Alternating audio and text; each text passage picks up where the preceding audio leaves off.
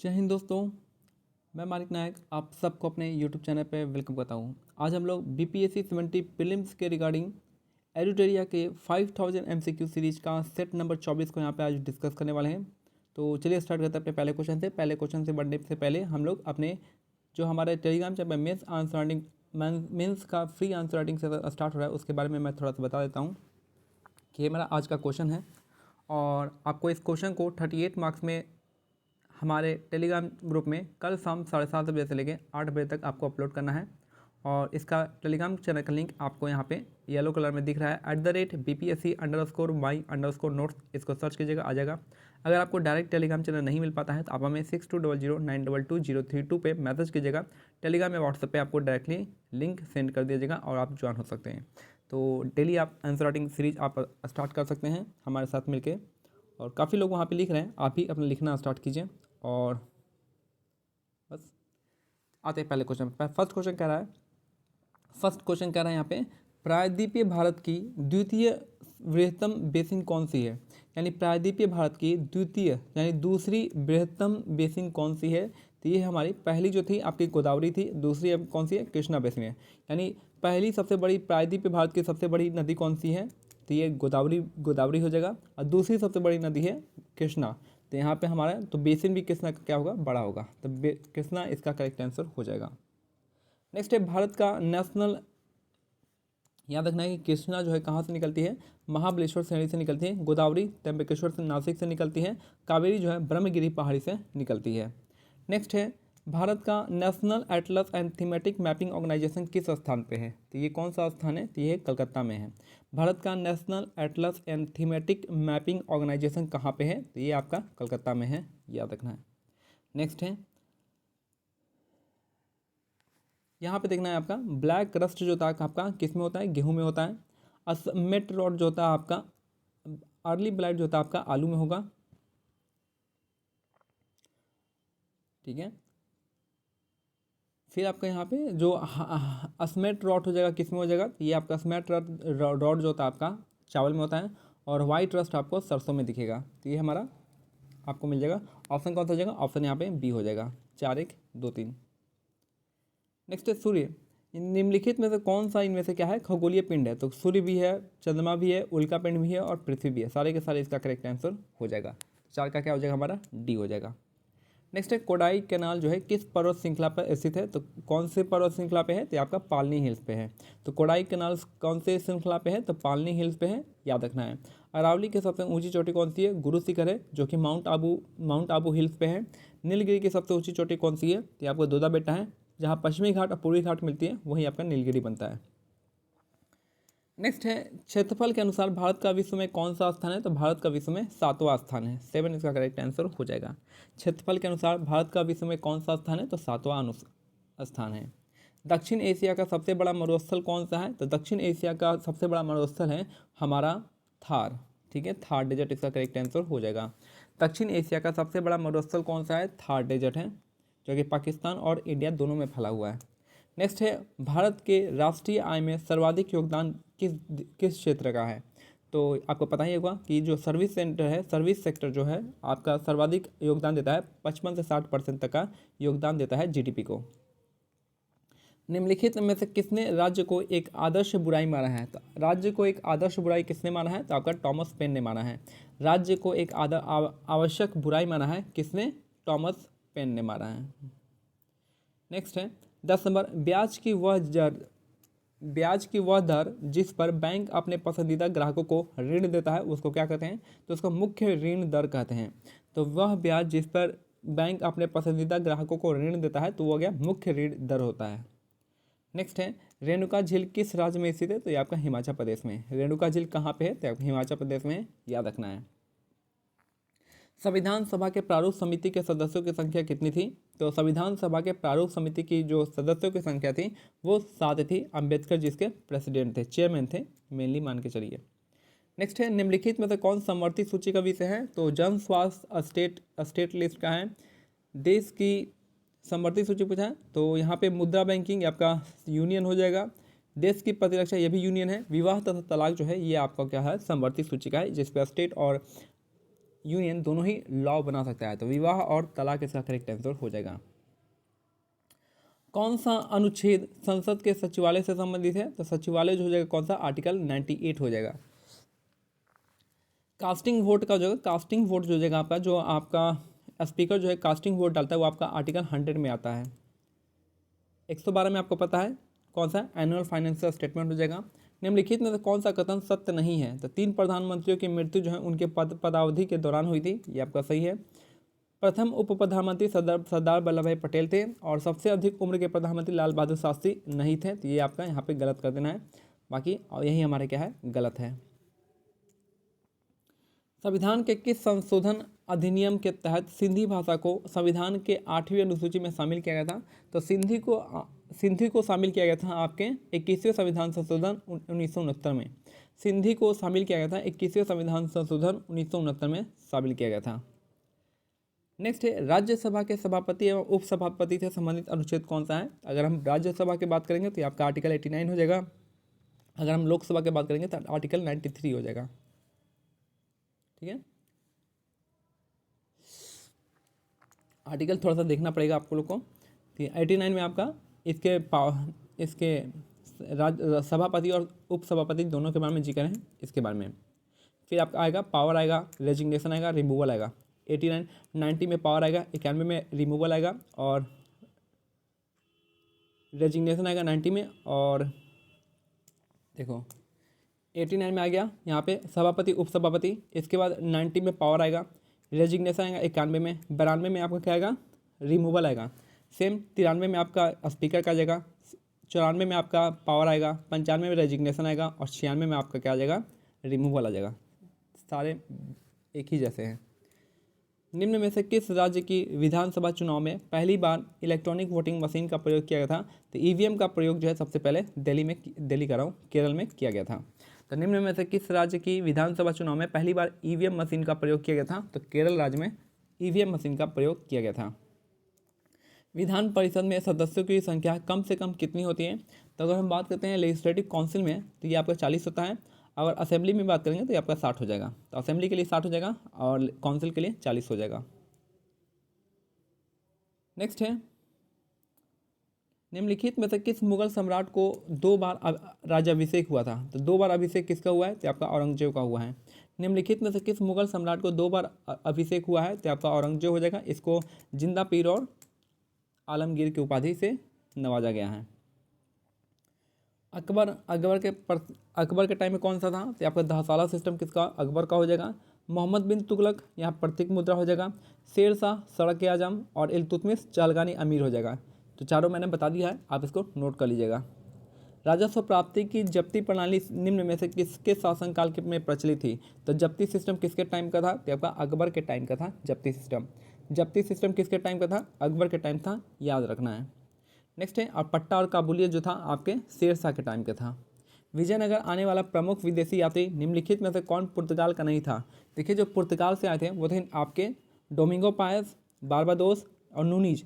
ये दोनों आए थे किस देवराय के टाइम में आए थे? नूनीज आए थे अच्युत देवराय के टाइम में आए थे। उसके बाद निकोलो डुकांटी इटली से थे और ये भी आए थे आपके किसके टाइम, किस देवराय के टाइम में आए थे। नेक्स्ट है, निम्नलिखित में से कौन सा कथन सही नहीं है? जैन धर्म में आत्मा की मान्यता है। ठीक है, महावीर की पत्नी का नाम यशोदा था। जैन धर्म में ईश्वर की मान्यता,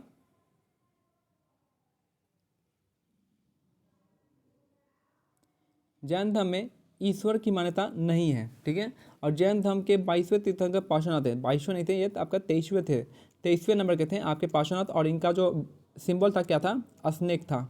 और इनके संवेद शिखर इन्हीं के नाम पर रखा गया है, जो कि आपके छोटा नागपुर की सबसे ऊंची चोटी है पारसनाथ की पहाड़ी। और तो यहाँ पे हमारा जैन धर्म आत्मा की मान्यता है। महावीर की पत्नी का नाम यशोदा था और जैन धर्म में ईश्वर की मान्यता नहीं होती है। और यहाँ पे किसने 23वें नंबर के तीर्थंकर हैं। मगध महाजनपद की राजधानी निम्नलिखित में से कहाँ थी? तो आपकी राजगीर में थी। मगध महाजनपद की राजधानी कहाँ थी? राजगीर में थी। प्रमुख सैंधव स्थल चनुद्रो किस नदी के किनारे स्थित था? तो चनुद्रो जो था किस नदी? सिंधु नदी के किनारे। चनुद्रो हो गया, मोहनजोदाड़ो हो गया, ये आपका सिंधु नदी के किनारे था।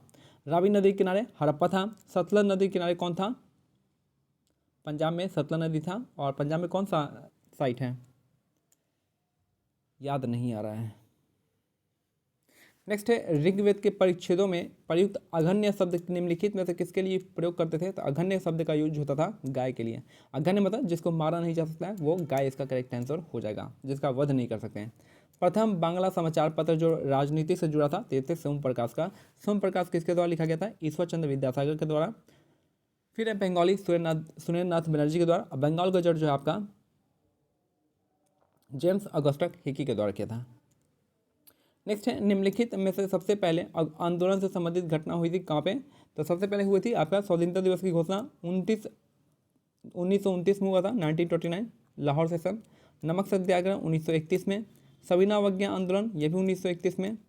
और यानी पहले क्या था, नमक सत्याग्रह था, उसके बाद सविना हुआ था। फिर आपका प्रथम गोल मेज सम्मेलन तो ये आपका 1930 में हुआ था। तो ये सबसे पहले क्या हुआ था, 1929 का आपका स्वतंत्रता दिवस, पहला ही ऑप्शन ये आएगा। सबसे पहले क्या हुआ था, ये हुआ था।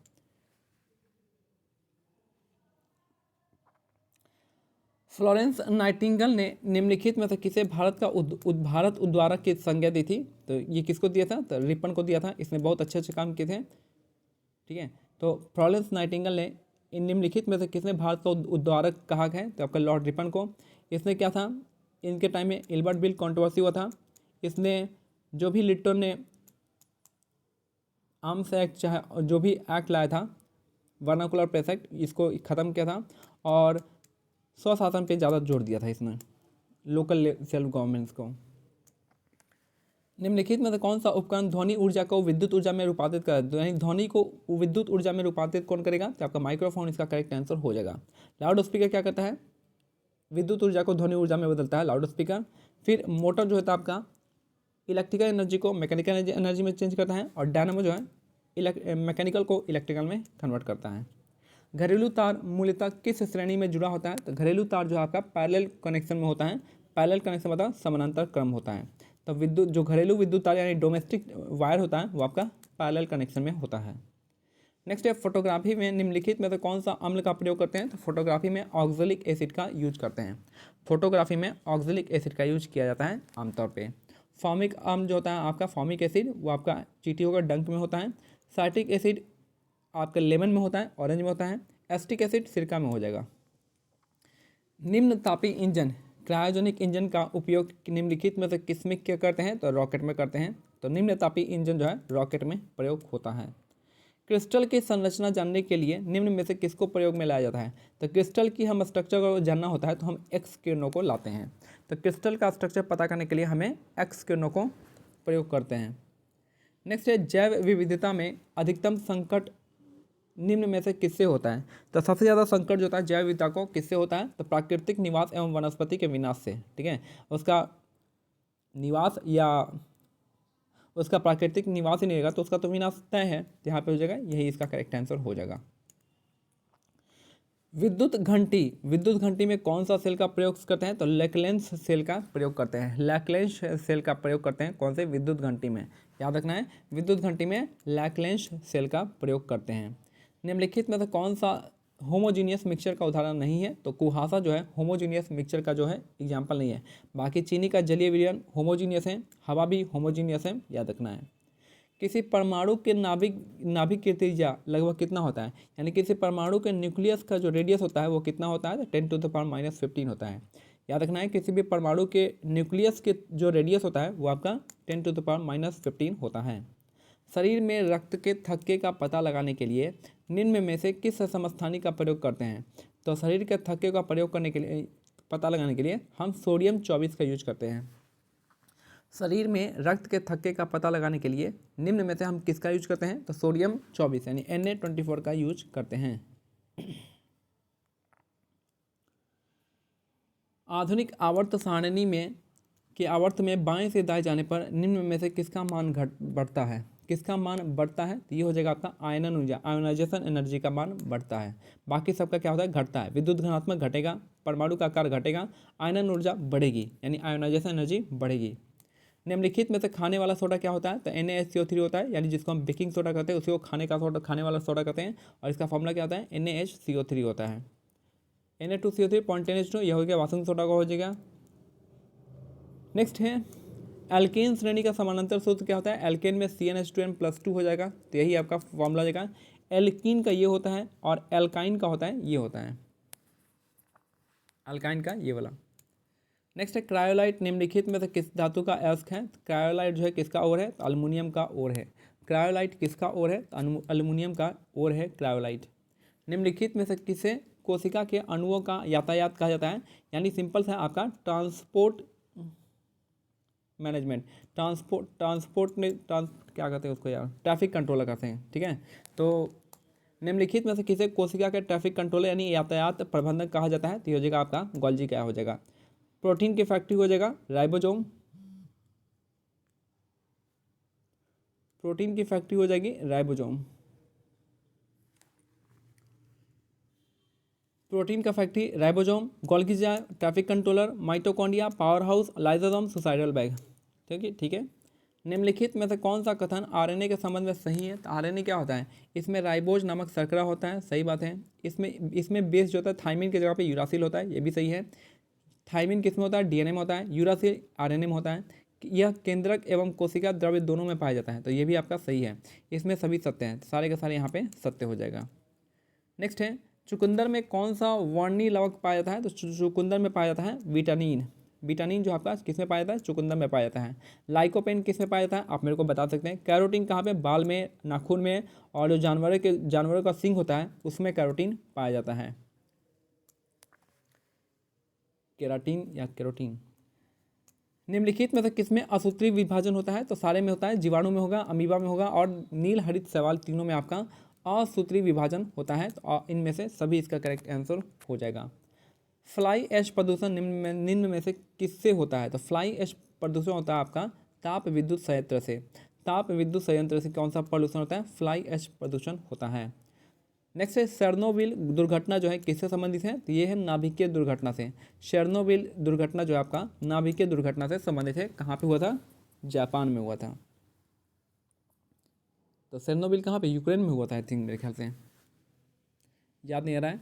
तो ठीक है, बस नाभिकीय दुर्घटना था, आप मेरे को क्लियर कर देना। मिलते हैं अगले वीडियो में। थोड़ा सा ये फैक्ट देख लेता हूँ। जो मराठा साम्राज्य के संस्थापक कौन थे, मराठा साम्राज्य के संस्थापक शिवाजी हैं। शिवाजी और औरंगजेब ने शिवाजी को राजा की उपाधि दी थी। शिवाजी ने 1656 में रायगढ़ को अपनी राजधानी बनाया था। शिवाजी और जय सिंह के बीच में पुरंदर की संधि 1665 में हुई थी। 1674 में शिवाजी का राज्याभिषेक होता है। 1600 इसके 6 साल बाद वो मर जाते हैं। शिवाजी के मंत्रिमंडल को अष्टप्रधान कहा जाता है। शिवाजी की मृत्यु 1680 में हो जाती है। भगवत गीता पर भावार्थ दीपिका नामक टीका किसने लिखा था, ज्ञानेश्वर ने लिखा था। रामायण पर भावार्थ रामायण टीका किसने लिखा था, एकनाथ ने लिखा था। शिवाजी का उत्तराधिकारी कौन सा हुआ था, संभाजी हुआ थे। दिल्ली पर आक्रमण करने वाला प्रथम पेशवा था बाजीराव वन। अंतिम मराठा पेशवा था बाजीराव द्वितीय।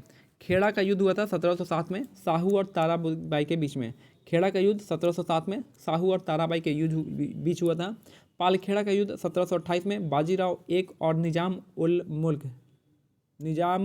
मुल्क के साथ हुआ था। प्रथम आंग्ल मराठा युद्ध हुआ था 1775 से लेकर 1782 तक, और इसमें जो है ये एंड हुआ था, खत्म हुआ था सलवाई की संधि के साथ खत्म हुआ था। द्वितीय आंग्ल मराठा युद्ध में 1803-1805 के बीच में हुआ था और देवगांव की संधि से ये खत्म हुआ था। तृतीय आंग्ल मराठा युद्ध 1817 से 1819 में हुआ था और जो पेशवा पद की समाप्ति हो गई थी यहाँ पे टीटी ऑफ बैसन के द्वारा हुई थी यहाँ पे। नेक्स्ट है मोदी लिपि का प्रयोग जो है मराठाओं के द्वारा होता था। मोदी लिपि किसका हो जाएगा, मराठा का हो जाएगा।